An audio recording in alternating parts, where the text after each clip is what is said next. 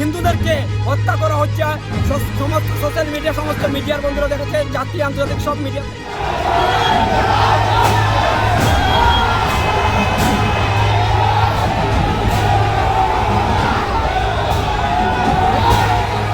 এই 2021 সালে ঘটনা ঘটেছে, 2022 ঘটেছে, কুমারগঞ্জ 2025।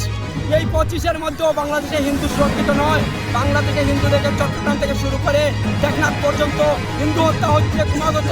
কিন্তু তার সর্বশেষে বলতে পারি 2-3 দিন আগে যে ঘটনা ঘটলো, ন্যাক্কারজনক ঘটনা, সেটা হচ্ছে কি নোয়াখালী ডিস্ট্রিক্টের ভালুকা উপজেলায় রিপু দাসকে হত্যা করা হয়েছে নিঃসঙ্গভাবে। তার একটাই উক্তি দেওয়া হয়েছে কি ধর্ম অবমাননা করা হয়েছে।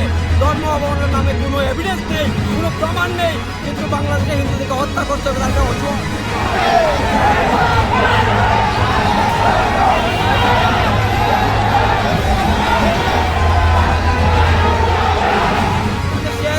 আখাউড়া বর্ডার পর্যন্ত আমরা যাব।